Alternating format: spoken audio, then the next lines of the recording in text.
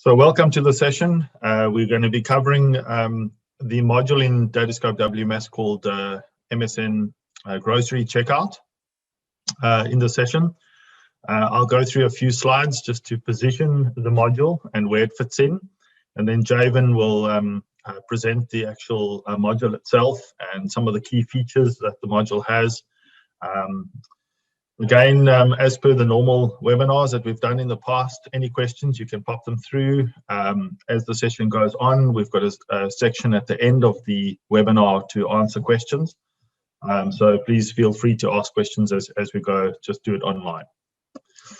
Okay, so just to position the module, this picture here shows a typical Amazon distribution center.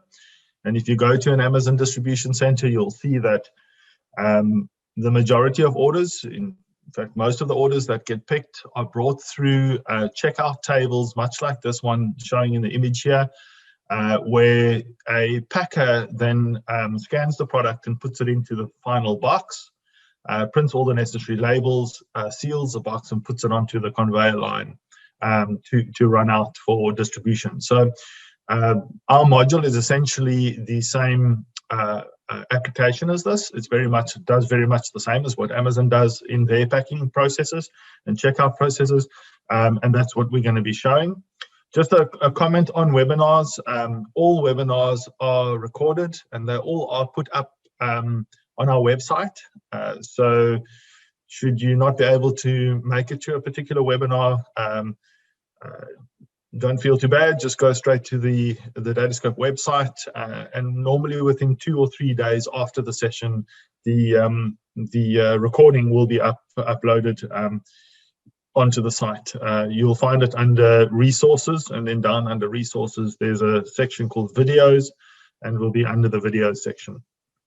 All right, so where does this particular module fit in? Just very quickly. So in a normal, basic, very high-level flow, an order comes into Syspro, gets loaded.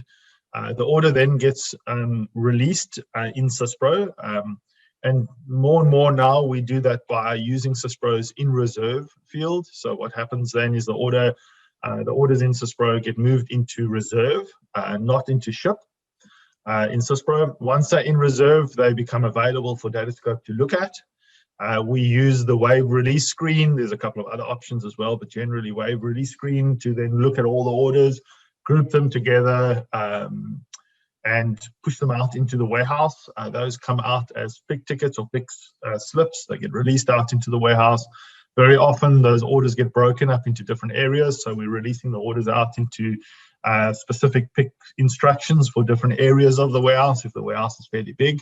The picking processes then take place, and after you've finished picking the order, we then take it to a checking environment, and that could be a very basic check or it could be a full pack station check. So MSN Grocery Pack is more of a full pack station check, and that's what we'll look at today.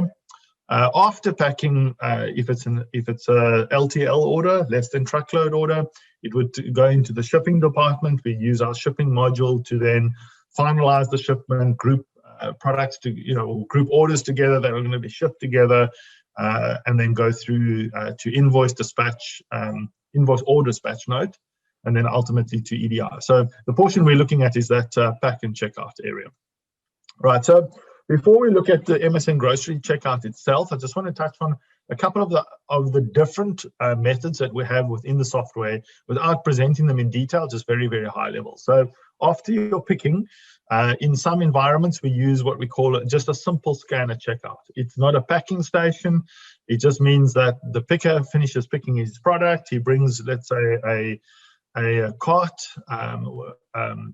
with the product on it, comes through a control section of the warehouse before he goes into a dispatch cage, stops there, and a checker walks up with a scanner, scans his picking ticket, and all the scanner's really doing is saying, check that you've got 4 of these, you should have 3 of these, you should have 7 of these, and he basically does the check. On the scanner, there's a number of different formats of that, but it's a very simple check. That moves the order then from picked into checked and says you can release it into the dispatch area. And often we'll invoice directly off that check. So that's simple checkout. Then we have tote checkout. This is a different way of checking out. So This is typically used when people are using tote picking. Tote picking basically means that whenever I pick an order, I typically pick that order into a plastic tote. The plastic tote has a unique number on it. That plastic tote comes down the conveyor line. We pick all the different bits and pieces into the tote, and then the tote comes into a checkout area, much like this one here. They obviously have slightly different formats, but if you look at this one, that tote will come down the line. One of these 6 checkout tables will pull the tote onto their table. And what they're actually doing then is they're unpacking that plastic tote and they're packing it into the final carton. They scan each product as they put it into the carton. And here we do, obviously we're checking the product, we're packing the product, we're labeling all the cartons, we're printing the packing list, and we're printing the invoice or dispatch note off the center here. So that's tote checkout. Then we have 2 pack station checkout and consolidated checkout. They basically do the same thing. One's just a little bit more advanced than the other one. But pack station checkout works on the basis that, again, you've picked your order, you bring it to a checkout station, you're going to pack it, you're going to check it, you're going to label it, you're going to print your dispatch note and your packing list and so on. But pack station checkout typically does it order by order. So you're dealing with a single order at a time. And consolidated checkout is kind of an extension of that allows you to bring multiple orders together that are going to the same customer and same delivery address, and you actually can pack them completely in a grouped manner. So when you pack all the different products, you may end up with 6 cartons, and inside the cartons there might be products from order number 1, 7, and 9, and in the next carton you might have orders, product from 1, 7, and 9 again. The next one might have just from order number 1, but you can kind of mix them together. The packing slip understands that and kind of gives you a packing slip that explains what's in the order and then broken down at a carton level. So that's really what we do on that one. So on a typical checkout station, you would have a screen like that. That's our software controlling what's been picked, and as you pack it, which we'll see today because it's very similar. We do all the labeling, so carton labeling as well as shipping labeling. So that's a typical carton label from our software. This is a typical integration to a shipping system, so UPS, FedEx, or whatever courier it is. So all those processes happen at these checkout tables. Okay. Then we have a different version. It's called line mass checkout. It's also a checkout. It's also a packing station. It just works on a different basis. Where that red square is there, underneath there's actually a mass scale built into the conveyor. And the concept here is I scan the picking ticket, I open up a carton, I put the carton on the scale, and then I scan product and I put it into the box, and next product into the box. And every time it goes into the box, the software is checking the scale mass and is validating the mass as the next product is put in there. So I may scan a product, let's say it's product ABC. We pick 13 of them, so I scan, all right, I'm packing product ABC. As I put it into the carton, the mass automatically checks and compares it to the mass of the product in Cispro's mass field and says, yes, it's within tolerance, that mass is correct, right? And obviously, if I scan the product and put it in there and the mass is too light or too heavy, then the PC pops up and says, you've got a problem, right? This can't be the correct product. So that's the concept of it. Then we got the grocery checkout, which Javin's going to show just very briefly. There's 2 main focuses of MSN grocery checkout. One is where you are picking and packing small parcel orders or courier orders.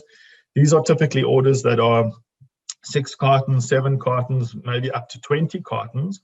They're generally very mixed SKU. So generally you're picking a lot of individual 2s and 3s of products, and you actually pushing them down a conveyor line or through a checkout station.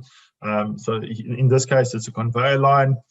Those 2 checkout stations you can see there would actually take the product onto their table. They would do the final packing of it, the labeling of it, etc., and they put it back onto the line. So that's more small parcel. And in many cases, we try and automate that as much as possible for high volume small parcel environments. This side is growing extensively because of the enormous increase in online ordering. So what we're finding in many distribution centers is where small parcel was kind of 5% of the overall volume or 6% of the overall volume, it's now becoming up to 30% of the overall volume because of the amount of online orders that companies are sending out. So small parcels very much 2s and 3s of products, some full cases, but they're small orders, right? And they typically go straight into the courier's a cage or trailer, like a UPS, for instance, will go straight into the UPS truck. And in the evening, the UPS truck will kind of fetch that trailer and take it off for delivery. So that's the small parcel section. So there you can see kind of cartons coming down the line. You can see a tote in the corner there that's still to be packed. So somebody will pull that off, pack it into boxes. You can see boxes that are sealed down towards the end of the line there. And then it will be sorted into FedEx, UPS, or wherever it's going to, right? Then we have LTL. So LTL is a little bit different. This is less than truckload. So these are bigger orders, right? So it's either a full truckload or a less than truckload. And typically here, you may pick like 1s and 2s and put them in a box. But the norm here is that you're hitting huge numbers of boxes, right? So it's full packs and you're picking 7 cases of one product and 29 cases of another product, etc. Again, here we are checking them across the checkout table. We can mass check them. We do all the labeling. We palletize them when we label the pallet, which we'll show just now. And then the final one is a very automated environment. This is it's also I'm going to focus on the inline checkout here, but this is a very conveyor controlled business. The software basically takes orders, pre-allocates those orders to cartons, so it cubes them, takes the order, cubes out the carton, the order into cartons, and pre-tells us what cartons must go into the conveyor line and what product you're going to put into that carton. And basically then those get induced. So this is like a typical induction area where we print, the software prints a 2D barcoded label for every carton that goes onto the conveyor. Some cases is into a tote. That goes through the facility, it gets picked. Normally we use voice picking here. But you don't have to. You can use normal scanners as well to pick the product. So you're picking into the carton. Then the cartons go all the way down the line. Once everything's been picked, they come through. And this is the checkout, right? So this is an inline mass scale. As the carton goes over that scale, we do an immediate check on the mass. We compare it to what the theoretical mass should be. If it's within tolerance, we let it go all the way through to the dispatch area.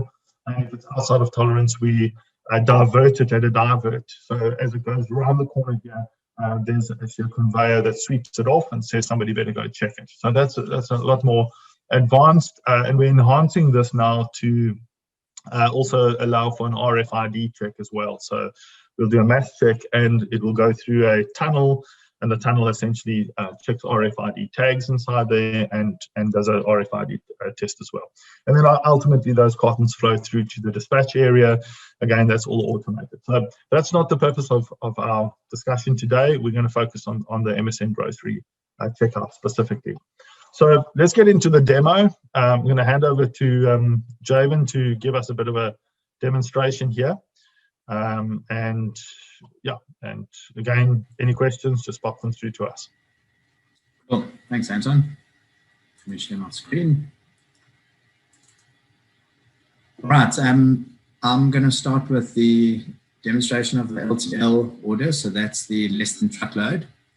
That's when you've got orders of larger quantities with multiple boxes or cartons of the same product, usually in standard pack sizes, and they'll pack onto a pallet for loading onto a truck. So the MSN grocery pack module sits under the order packing and checkout screen. You see we've got a sub-module here, MSN grocery pack. Open it up here for you. I've got 2 pick slips here. I'm going to put in the MSN number. So the MSN number can be linked to different pick slips. Usually we have a one-to-one, so as a new pick slip is created, a new MSN number is created, but we've got the functionality to consolidate different pick slips onto the same MSN number. So what I've done here is I've got one sales order with 2 pick slips and going to the same customer, obviously.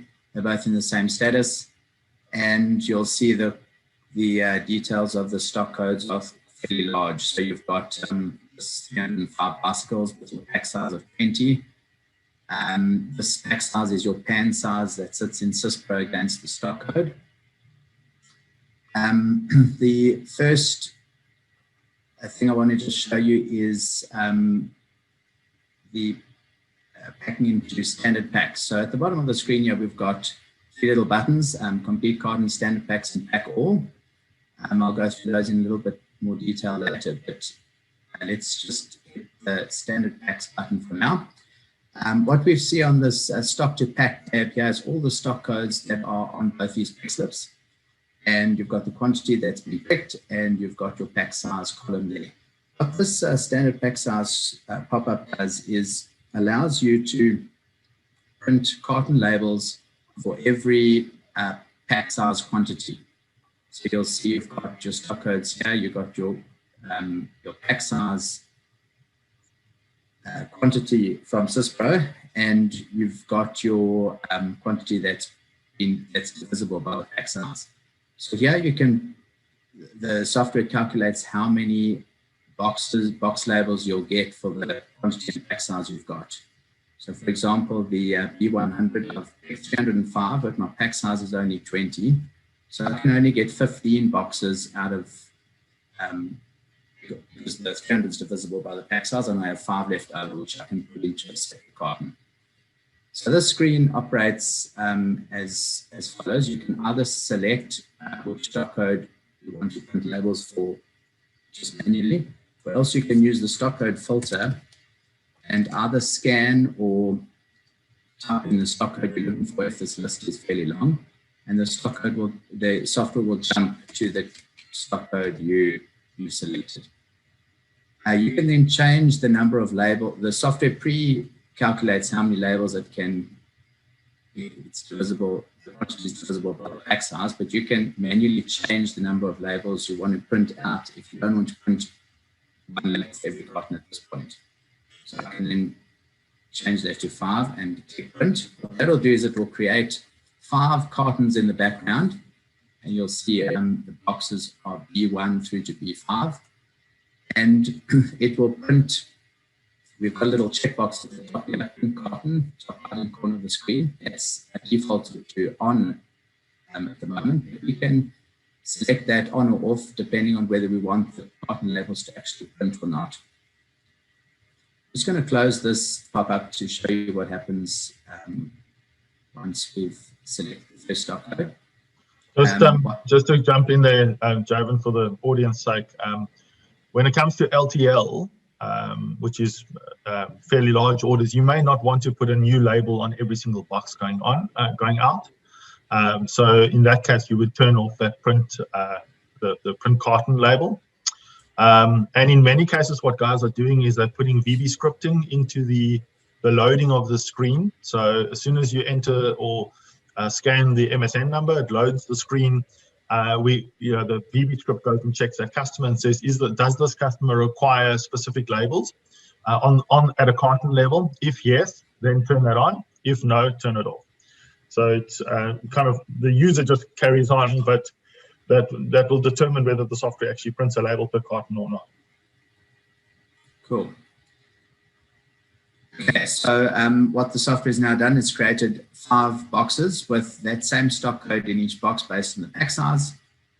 If I move over to the stock already packed tab, you'll see that there are the 5 boxes displaying there. We can then drill down into each box to see exactly what was picked, what was picked into that box, what lot number was picked, and we can, I'll touch on the unpacking the clone carton in a little later.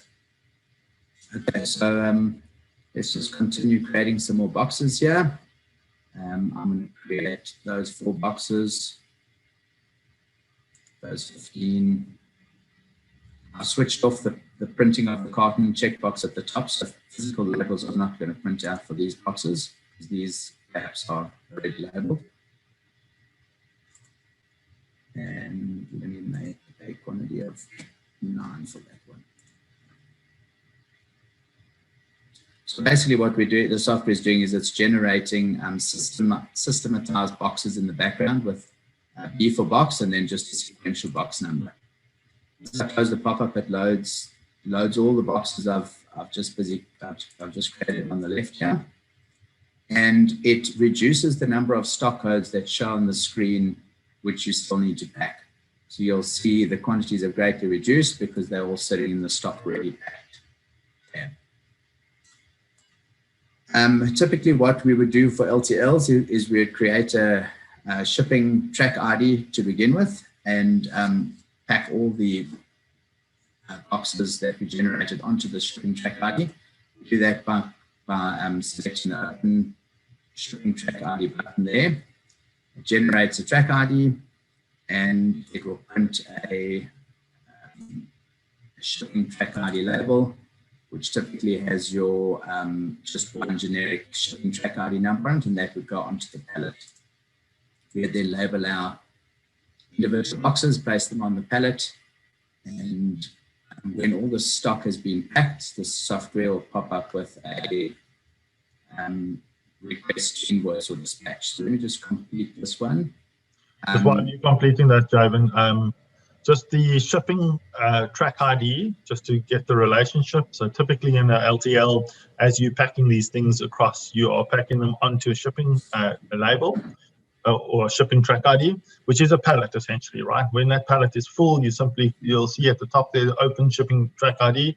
You just click the next one. It gives you a new label, you put it on the new pallet, and you carry on packing. And the next one, new label, carry on packing, right? The net output of what the screen is doing is that once Javan completes, we will have a detailed data structure of the order broken down into pallets, and then exactly what is on the pallets and exactly what's in every single carton on every single pallet. So that's essentially what we're building in the background here. Obviously, the labeling can be turned on and off as we've mentioned, but this drives on to shipping. So once you're into the shipping module, we know the DIMs of products because we know the standard packs DIMs.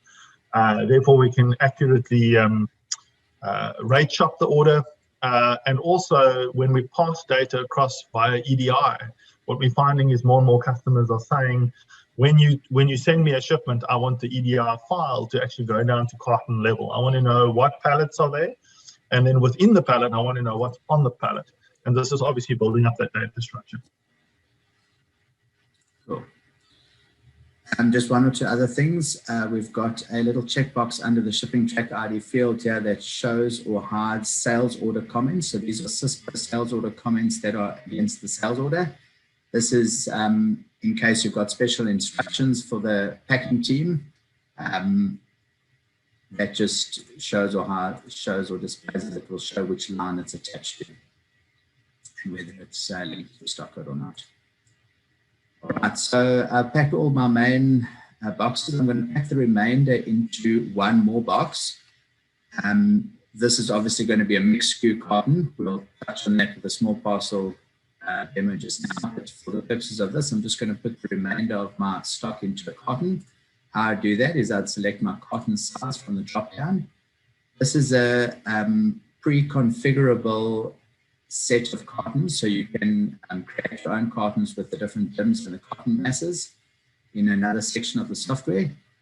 If you've got standard box sizes that you use at your checkout tables, you just configure them all here, give them each a name so the guys can find them easily.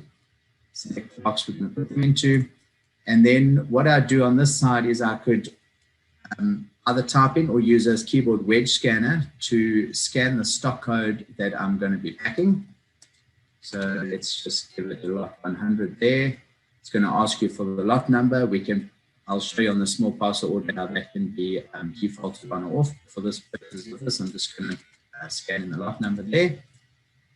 And because there's a quantity of 10 remaining to pack, I've just packed one. I'll just need to do this 10 times. So just give me scan it 10 times. As I'm scanning it, you see the quantity packed is increasing. So packing unit by unit into the box. So Javan's kind of typing it in, but if you looked at the actual checkout table, the guy's picking up each individual item, scanning it, putting it in the box. Next one, scan it, put it in the box, and it's a very quick process, right? Just one or two other things. That barcode that Javan put in, that B200, That's obviously been in the stock code, provided you've set up your barcode cross-reference. In the barcode cross-reference table, if you happen to have a pack of 6 and you scan the barcode for a pack of 6, the software automatically knocks the quantity down by 6. It knows you're putting a box of 6 into your box that you're busy packing, right? Cool. So this is my alternate stock code for B200. I can scan that in. It will automatically recognize it's a B200. It's obviously a factor of 1 for that item, so it will increment it by 1. So you can use your Cisco stock code or your alternate stock codes in this field. Okay, I'll just go back to 3. You'll notice on the software on the right-hand side, as I scan the stock code, it will highlight that row that I'm working on in green. So that if you've got a long list of stock codes, the user can quickly see which one is busy scanning. I'll just quickly complete this one. I'm putting all of these leftovers into one box.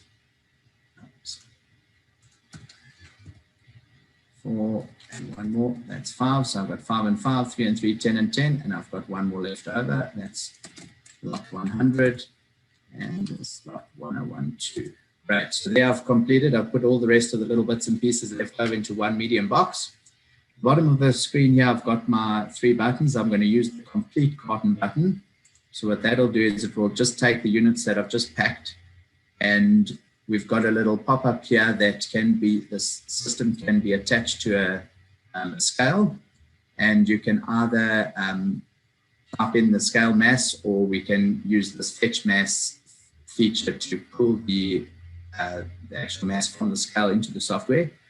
And we've got different tolerances on the screen, but essentially what we do here is this is to weigh your last box, because we know the weights of all the other boxes because they're standard pack sizes. And this is obviously a multi-SKU box, and it will have a variable mass.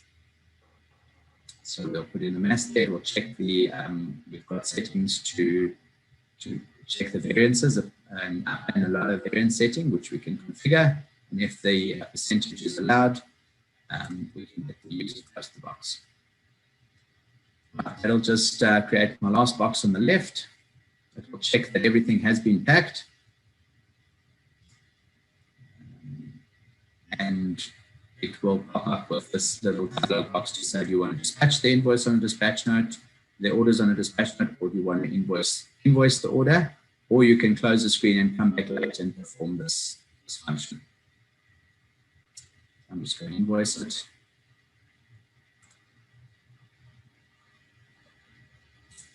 Gives me a pop-up with 2 different fixed slips against the same invoice number. If there were any errors, it will display it on the screen. Looks like the invoice has gone through fine. When I close this little pop-up, it will tell me the checkout is complete, and it will also print a packing list. I'll show you that on a small parcel order now. All right, so that was your LTL, your larger type order. I'm going to show you a little bit more in depth on the small parcel order. So these small parcel orders are obviously smaller orders with many different stock codes with small quantities all together in each order, and then each carton gets packed separately and gets its own box label, and they ship individually with FedEx or USPS or whatever the case is. Okay, you'll notice, I'm just going to close the screen and open it again. You'll notice by default the 2 checkboxes on the top right are checked: full MSN packing and the print carton. The print carton is to suppress or allow the printing of a carton per box. But the full MSN packing checkbox is quite a nifty feature. If I turn the checkbox off before I put in the MSN number, what the software will do is go and check whether the pick slips linked to this MSN are both in the same status or not. In this case, they are.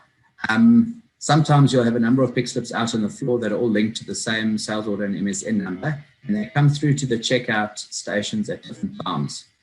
So you might have one still busy being picked and one completed to be picked, but you want to do the checkout of the picked pick slip now already, and have it waiting in a staging area for the rest of the order to arrive. Or if you've got the WMS settings on, you can partially invoice the checked out order and send it off. What this little checkbox does is it makes sure that all the pick slips are in the correct status. So at the moment they are, and I can proceed with the MSN checkout. If I were to change one of these pick slips to be started, let's say for instance, in other words, it's still busy out on the floor, so it's not picked, but it's started. Okay, and if I go back into the MSN screen and I uncheck the checkbox, software will do a check on the link pick slips.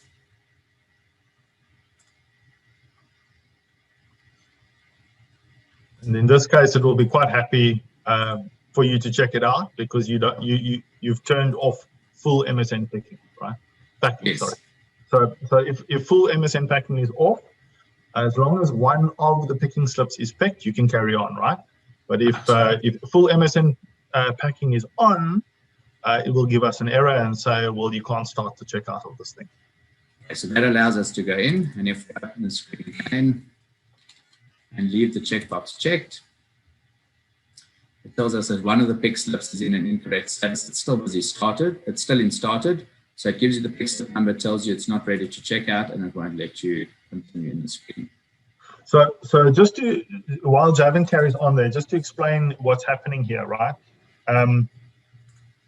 In most orders, like an LTL order, you want, if the order was released into 3 picking tickets, which are coming from 3 different areas of the warehouse, you don't want to start checking it out until all 3 picking tickets are there, right? Because you want to check out the order as a complete order. You want to label it as a complete order. You want to palletize it as a complete order, and you want it to go out. So the default is that the full MSN packing is turned on, right? That's what you would normally do, right? But when it comes to small parcel, let's take that those pictures of those conveyor lines with small parcel checkouts. It's very fast. Product has been brought to the line. They've been checked. They've been put on the line, and the conveyor is then taking it straight into the shipping container, so into a UPS truck or a FedEx truck or something. Now, if I took an order and I released it to the warehouse, and that order ended up at 2 picking tickets, one that said this is what you're picking from the fine pick area, which is right at the conveyor line, but here's another picking ticket that requires another 3 cartons, full cartons, and you're not going to get them from the fine pick area. You're actually going to get them from a bulk area off a pallet somewhere, right? If you had full MSN packing turned on, then you need those 2 halves. Those 2 picking tickets need to be ready at the checkout station before you can check it out, right? But when it comes to small parcel, it's not necessary, right? If the guy that picks all the fine pick items brings it to the checkout table, I can pack that and send it off into the truck. I know full well that the other 3 cartons are coming. They might come an hour later, but I don't want to hold back the one side of the order waiting for the other. I don't need to, because I don't need to consolidate the order. There is no need for consolidation of the order. Each carton goes in as an individual carton into a UPS or FedEx truck, and UPS and FedEx then run those cartons through their own sorting center and consolidate them back together again. So in a small parcel environment, very often that full MSN packing is turned off. And as the first picking ticket arrives, I check it out, pack it, and send it. And when the second half of that order comes, maybe 2 hours later, I simply do that side of the order, pick it, check it, and send it out. Cool. You'll notice the full boxes checkbox on this order, they're not all ticked, they're not all selected. And that's because a number of these items are not divisible by the quantity picked is not divisible by the pack size. So I'm obviously not able to create a standard pack size for that. I'd have to put these into altogether, consolidate them all into one custom box. Right, so let's pack these into a few of these items into a small box. As I scan the barcode or the alternate code, highlights the relevant stock code on the grid.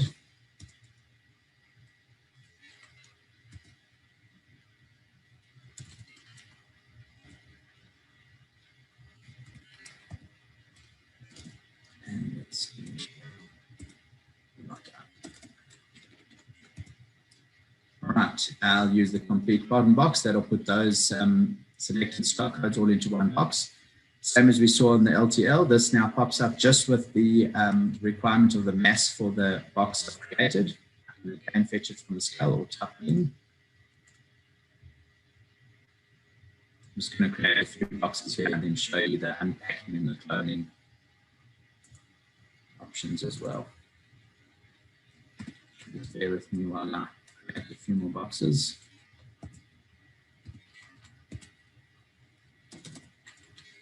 So again, here at the pack station, we're scanning product into box, right? This validates that you're inputting the correct information. And I can use a keyboard wedge to make this entry easier.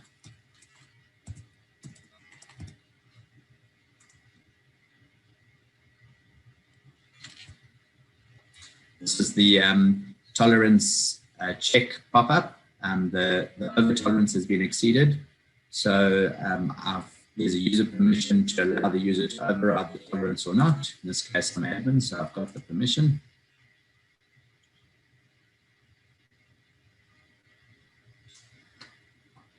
Okay, my second box is created and my quantity to pack figures are decreasing. If I go across to the stock already packed tab, you'll notice I've got my 2 boxes here with the stock codes displaying in each one. I can go and unpack portions of this. I can unpack the entire carton all at once, or I can unpack the individual stock codes that are effectively placed in this carton if I've made any mistakes. So let's unpack that entire B1 carton. It says it's already been completed and mass checked. It's now going to be removed and you'll need to reweigh it in order to continue. With MSN. So what it does is it removes the box 1 off my list of cartons and puts all that stock back on the stock to pack tab. So I can repack that in a different manner. I can also drill down into the actual stock codes that have been packed in that box. I can edit this quantity to unpack figure. If I only want to partially unpack, I can take 1 out of the 3 that has been packed, and I'll need to reweigh that box. The box remains on the left, but I'll need to reweigh the box because I've taken something out of it. You'll notice this stock code has dropped down from 3 to 2, and it's put that 1 unit back on my stock to pack tab. I can complete this box when I'm ready, and it will ask me again for the scale mass for that particular box.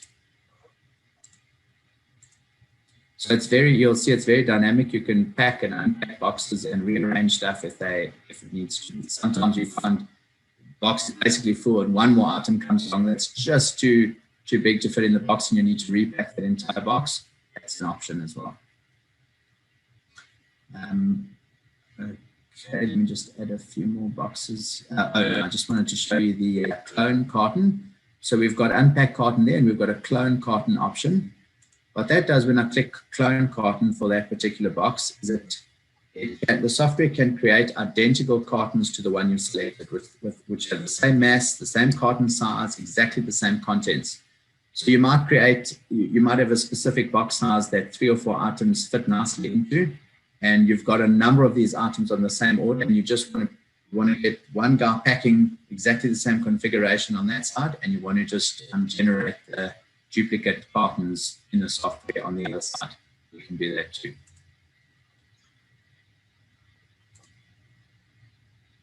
So that creates an identical box as box 2. With a new box number, exactly the same weight and pairs and so on. So Evan, there's just a question here. Somebody's asking, as you packing, you're obviously scanning the barcode as you put it in, or in your case, you're entering it in.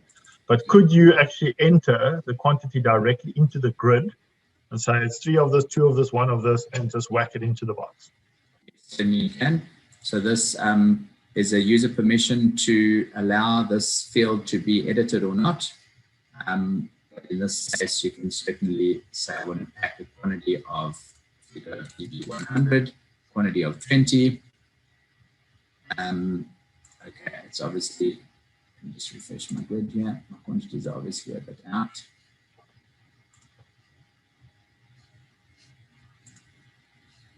Let's reload my MSN just to refresh this grid. I think I've made more than it was available. Yes, this quantity pack field is editable, and you don't have to scan one by one, but you can enter the quantity that you want to pack. I just want to get a few more boxes here. Just on this box weighing pop-up, there's a system or warehouse setting to suppress the pop-up if I don't want to weigh each box.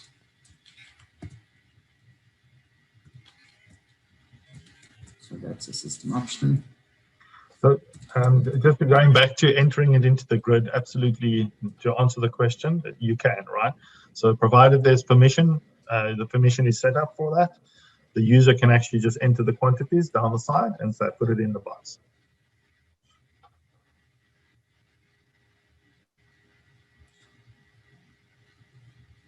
Okay, I just want to touch on the scanning of a lot number.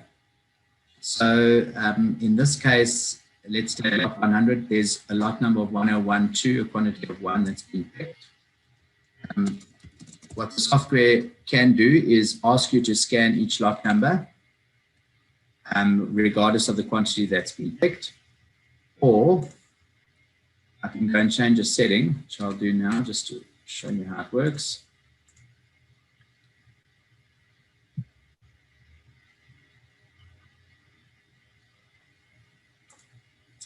It's a warehouse setting. We've got a number of MSN grocery pack settings here. The first one is auto load lot. It's set to no at the moment. I'm going to set it to yes.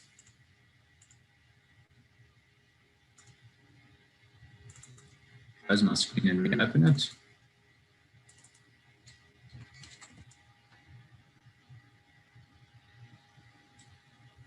Select a carton, new carton size. As I scan in my stock code, you'll notice there's only one lot number for the stock code. As I tab off the stock code, it doesn't ask me for the lot number. It auto-populates it and recognizes that the user, in this case, doesn't need to scan that lot number. The reason for that is obviously that for many businesses, you will have a barcode on the product. So if you're packing, I don't know, something like this little flash drive, generally there'll be a barcode on the product to scan, but very seldom do we actually have the lot number as a barcode on the product, right? So if you're simply scanning stock code, barcode, that works fine if you have the lot barcodes on the product. In many cases, that's not the case, in which case we turn that setting on.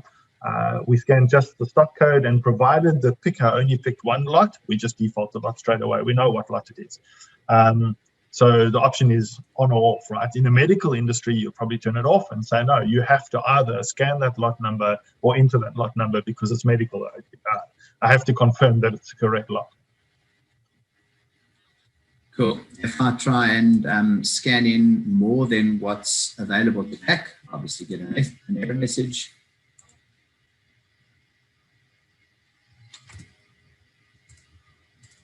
All right, we've got another button on the bottom right-hand corner here called Pack All.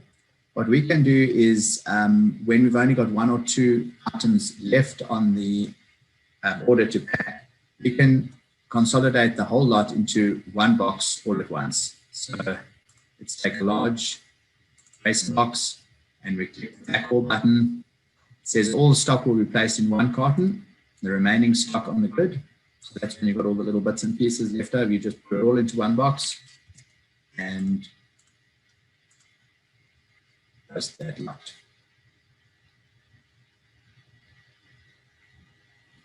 All the while it's printing carton labels out on a label printer next to me. These look like this. Obviously these are crystal reports and can be configured. But it gives you your carton number and exactly all the items in that carton with the barcoded code of the carton itself. Right, I also want to show you the packing list. So once we've done this invoice,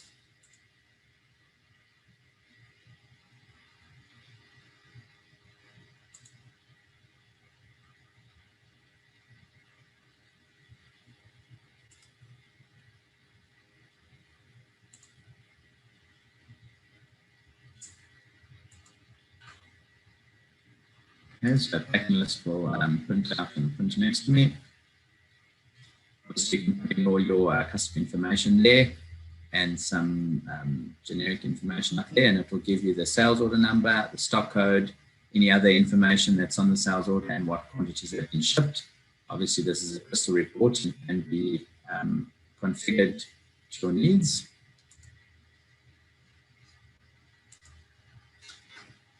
Another thing I just wanted to show you is the reprinting of the carton labels. So MSN is complete.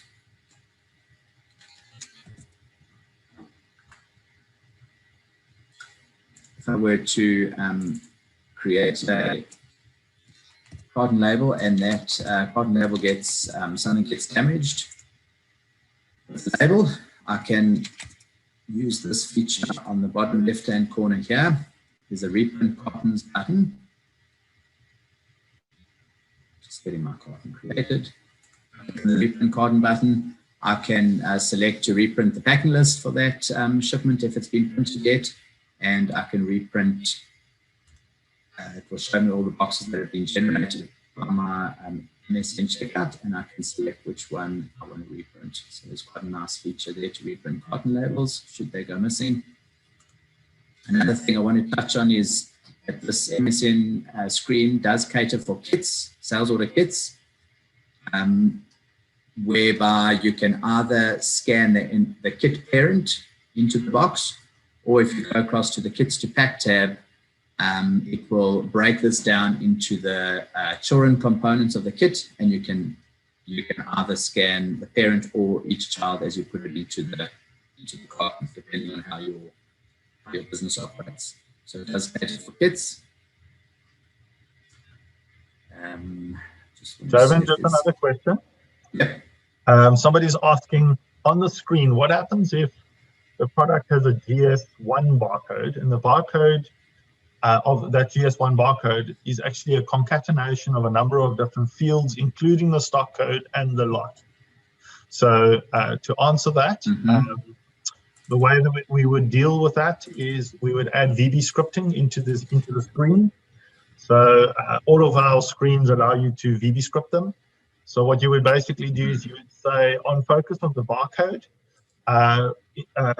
trigger a VB script. So when the guy scans the barcode, the VB script will run, take that barcode value, break it up into its components, and then insert it back into stock code and lot, and then post it automatically.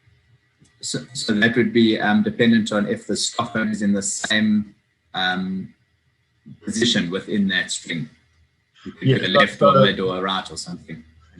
So normally that barcode, the GS1 barcode, will be prefixed so that you can logically work out which is what is the stock code in there and what is the lot number in there, and just do it in VB scripting. So VB scripting will grab that value in, split it out, and then push it back into the screen.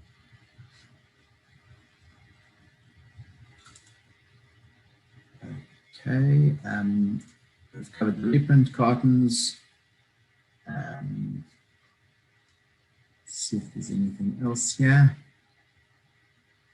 Another thing on the standard packs. So you'll notice if I click on the standard packs button, I can generate carton labels without selecting a carton size at the top here. What we've done there is against each stock code in Cispro, you can create a custom form field that will put in a carton size, and we'll just reference that. We'll go and pull that carton size from the custom form field for the standard packs only and create a carton. In other words, you don't have to select a carton size when you're doing standard packs, as long as you've configured the correct carton size against your stock code in Cispro, you can just create the standard packs on the screen. Obviously, when you're packing items into, like on the small parcel order, when you're packing little bits and pieces into a carton, you want to generate that. You want to specify which carton size you are using at that time. You can use a mixture of both, so you can use standard packs and user selected carton sizes. We've got functionality for both.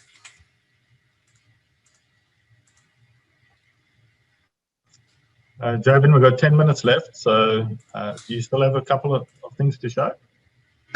Yeah, I just want to quickly run through the warehouse settings. Just quickly talk through one or two of them. Okay.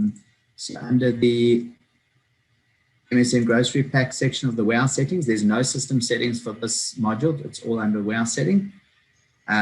We touched on the auto load lot number just now. Here you've got carton over and under mass tolerances. So the little pop-up that comes up the box, you can specify an over and under mass tolerance there. Here's your custom form field stock code against the stock code in CISPO for the carton size of the standard pack for that item I chatted about just now. There's a prompt to display the invoice or the dispatch, whether you want to invoice or dispatch your order. You can turn that on or off, so you don't have to do the invoice at that point. Depending on your process flow, you might want to do an invoice in the office later, and that prompt turns it on or off. You've got your carton label template RPT name. As I mentioned, those templates are configurable to your business requirements. So yeah, also just to touch on that, obviously many of our customers are asking for different label templates based on the customer. So where the software points to a specific label template that says this is what the box label is going to look like. For many customers, they are saying, well, if the product is going to Walmart, it must look like this. But if the product is going to Home Depot, it must look like something else, right? So essentially what happens there is inside that crystal report, you just get creative in how you create that crystal report. You put a bunch of sub-reports in the crystal report. And the sub-reports understand that if the customer code is this, print this one. If the customer code is that, print a different one. So the net effect is you can have just a standard carton label that goes on every carton, or you could actually say, well, and in the case that this happens to be Walmart, then I want to print a different carton label, right? So the net effect is the product going out there can have different documentation that's being created on the fly. And that applies to the carton label as well as to the packing list. So we're getting a lot of clients now that do online orders. So that pick and pack online orders on behalf of other companies, right? So you go to Home Depot and you place an order online on Home Depot. That order then actually comes down to a company, in this case, a company that runs our software, gets released out onto the floor.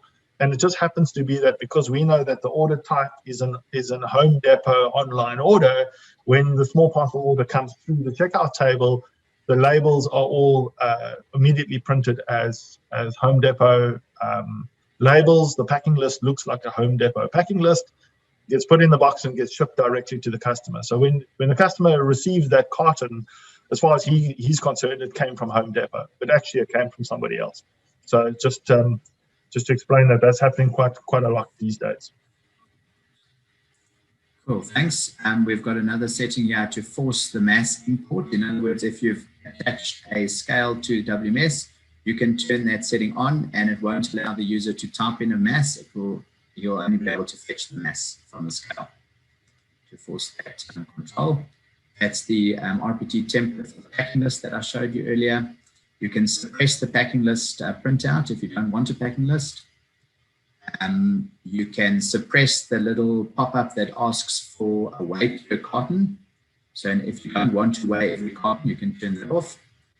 You can specify how many packing list copies to print out. Sometimes you want to keep one for your business and send one with the courier. You can do that. And you can suppress the box labels altogether for that screen. And then very quickly, guys, I just want to touch on one or two permissions, group permissions that we've got for MSN.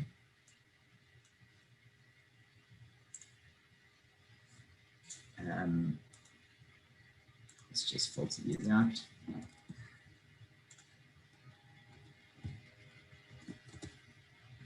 we've got 4 group permissions for the MSN. One of them is if the user may or may not deselect the full MSN pack, so that little checkbox that says it's a full MSN pack, you can prevent the user from deselecting it. You can prevent the user from clicking the pack all button in the bottom of the screen to pack all the remaining items into one box. You can allow him or disallow him to do that. You can allow him or disallow him to override the mass check. And you can allow him or disallow him to type in a quantity to pack. So that question earlier where the user can enter a quantity into the grid that is packing, that's based on a user permission or group permission whether it is allowed to enter in a manual quantity into that grid or not. And so I think that covers the settings and the permissions. Okay, cool.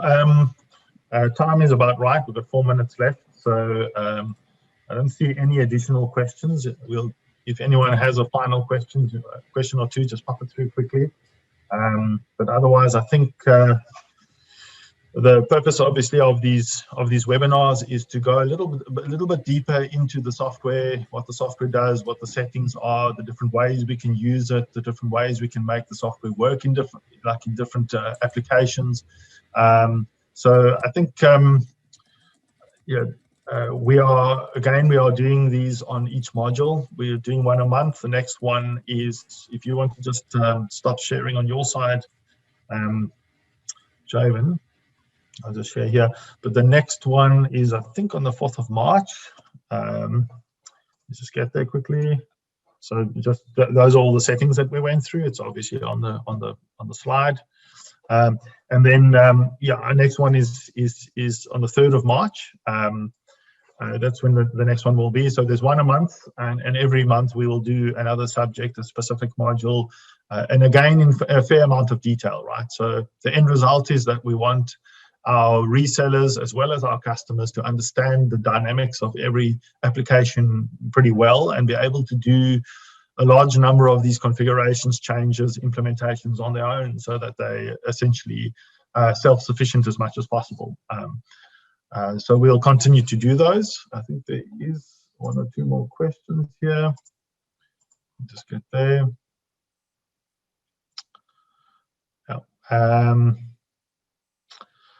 So just the questions were more internal, just thanking us for the session, and are we going to put these onto the DSU? So just so you are aware, we have a DATASCOPE University, and the DATASCOPE University allows you to go through detailed presentations of the software, how it works, the configuration, all those kind of things, and actually write little tests as you go through it as a learning channel. So the answer then is yes, these are going to be uploaded into the DSU. Many of these modules we already have videoed in the DSU, but they are dated now. They were put up there probably 4 or 5 years ago. So these webinars, as we do them, are actually being uploaded up into the DSU to refresh the data to get the latest versions in there. Yeah. All right, I think there's no further questions and we are on time. So I want to thank you. Oh, mind you, there is one. Okay, so that's excellent. Yeah, I just want to thank you all for attending. I hope it was valuable, and I hope you join in the additional ones. Again, this webinar will be uploaded in the next 2 or 3 days. Will be on our website. Until next time, thanks for joining.